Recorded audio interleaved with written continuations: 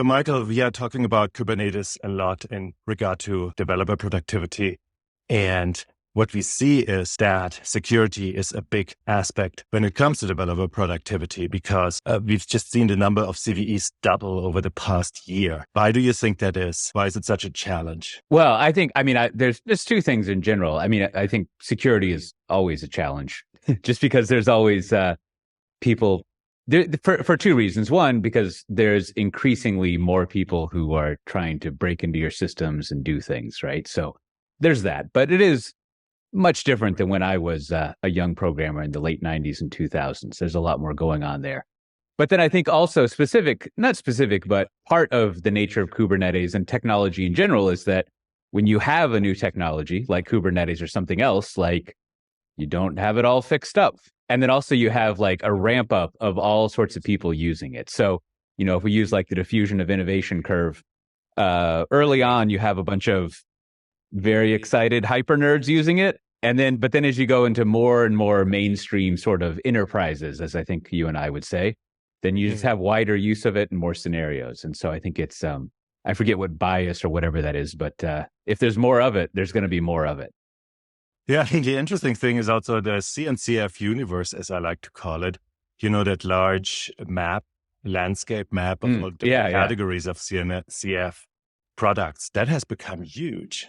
Yeah, and that definitely and there's multiple options in each category, which is great. You've got like all sorts of things to choose from. But again, I think with security, it often comes back to at this stage in a technology, when you have so many options and so many new people using it, you just have more exposure. I guess that's a security term, right? You're more exposed out there. Then, in the later parts of the market, of any sort of market, there tends to be a coalescing around less things on that big chart that the CNCF has.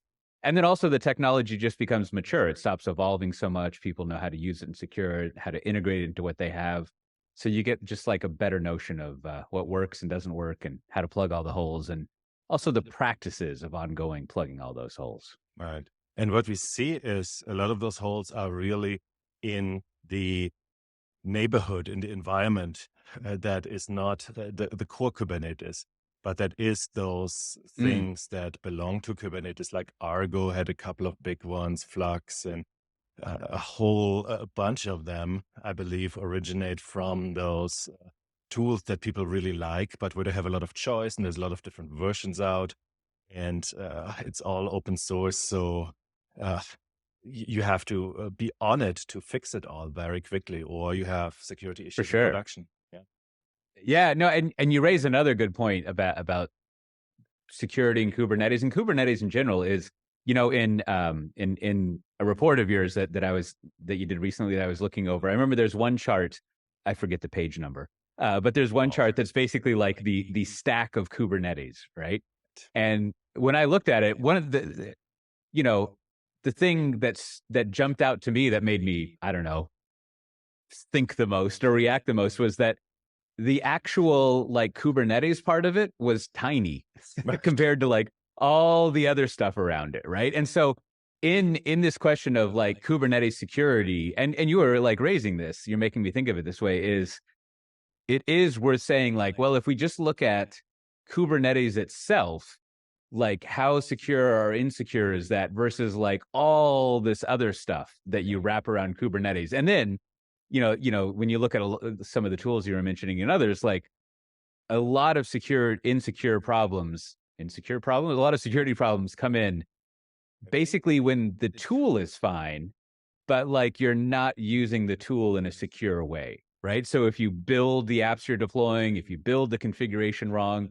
So, I mean, I don't really know the numbers or whatever, but I would suspect that a lot of the security concerns that you have around a stack based on Kubernetes, to be very precise, have a lot more to do with how it's being used than just like, to use a silly metaphor, it's like if you're worried about a bucket leaking, there's a hole in the bucket or not, right? Like, whereas I think a lot of things when it comes to security and infrastructure is like, it's not clear if there's a hole. There's something else going on with how you're using the bucket. I'm going to get lost in my analogy there. And there's also a lot of buckets. A lot of Kubernetes clusters. That's right.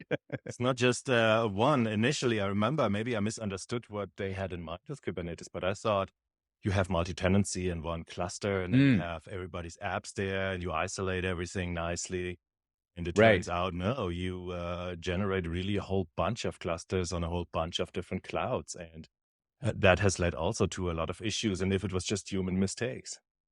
Yeah.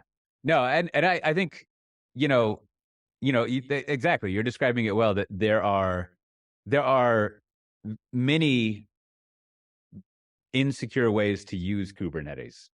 and to, even more importantly, to like use all the stuff around it, right? And so like, and I think that also contributes back to your original question, right? Like as you're trying to fit this new kernel means something much more specific in our world. But as you're trying to fit this new core that's at the center of, running your applications and doing other stuff, and kind of just like put all the new tools that are in there, it's figuring out how that stuff is integrated together, how it works with your existing stuff, how you've configured it, how you build it together.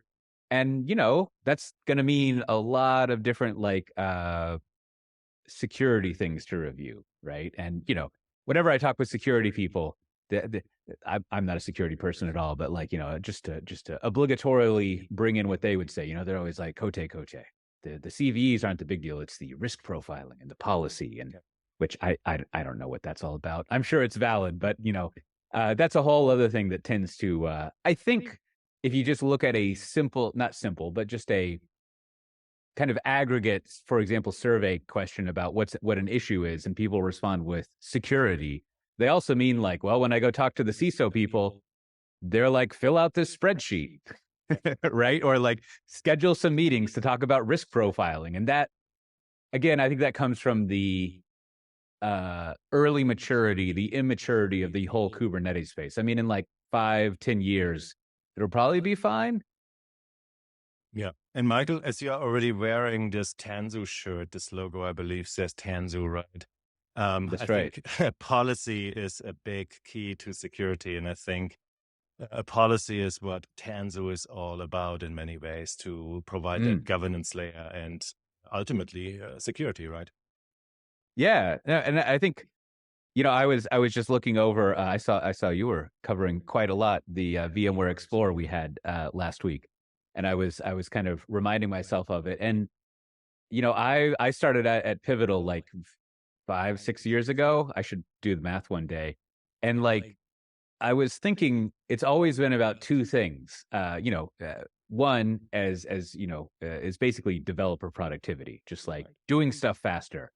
But really, like when you look over a lot of what the Tanzu portfolio has evolved to, which is based on what enterprises need, it really is like, yeah, we want to let developers do developer stuff, but make sure they're doing it within the proper rules and the frameworks. And I was just thinking, like, no one says enterprise architecture anymore, but within the enterprise architecture that we've established, right? The governance. And like, just as with when we were talking about security, right? I think that I have this theory that whenever you like replace, if you look at the entire stack to run an application, like whenever you start replacing the infrastructure layer, to use an old Joel Spolsky term, right? Like you have this leaky abstraction all the way up to the top. Like you just sort of like have to redo everything, which can be kind of tedious.